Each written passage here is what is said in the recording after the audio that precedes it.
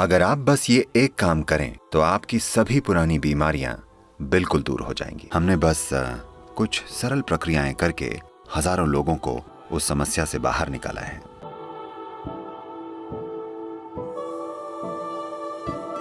जरूरी नहीं कि बीमारियों से बचे रहना खुशहाली है। सेहत जरूरी है, पर सेहत खुशहाली नहीं है।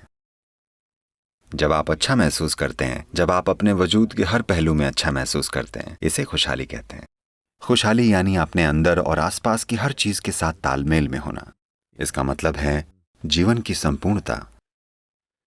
खुशहाली यानी जीवंत होकर जीना, न कि मन को बिजी रखना। सेहत खुशहाली का बस एक हिस्सा है।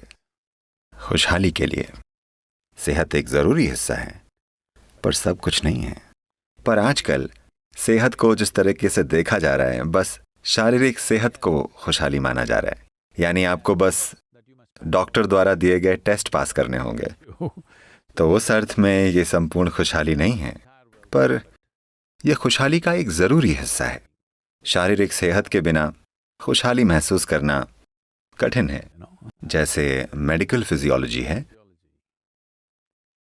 वैसे ही योग की फिजियोलॉजी है। हम शरीर को 5 परतों या लेयर्स के रूप में देखते हैं।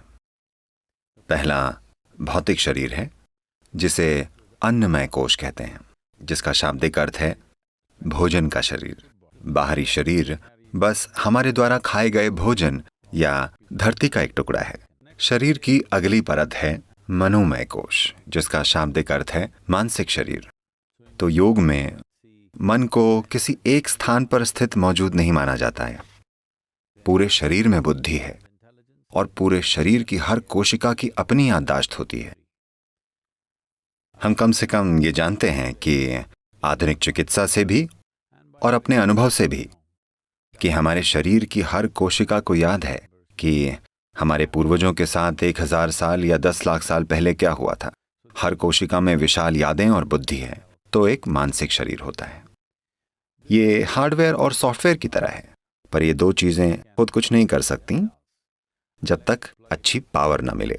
तो शरीर की तीसरी परत को प्राणमय कोश या ऊर्जा शरीर कहा जाता है। इस ऊर्जा शरीर के बारे में अनुभव पर आधारित विशाल ज्ञान मौजूद है। ये प्राणमय कोश है। 72,000 नाड़ियां या मार्ग होते हैं जो एक खास तरीके से मौजूद हैं। इन चीजों के बारे में पूर्ण और गहरा ज्ञान है। उन सभी चीजों पर महारत पाने के लिए और अपने अनुभव और खुशहाली पर असर डालने के लिए।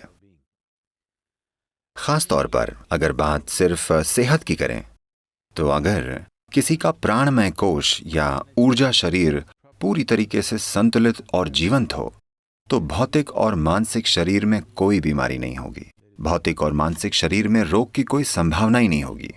ऊर्जा शरीर को तालमेल में लाना, ऊर्जा शरीर के 2 हिस्सों को संतुलित करना, जिन्हें ईड़ा और पिंगला कहते हैं, और उन्हें जीवंत रखना, अगर ये किया जाए तो साफ पता चल जाएगा कि जो भी पुरानी बीमारियां हैं, चाहे वो बाहरी शरीर में हो या मन में हो, वो पूरी तरह से गायब हो जाएंगी।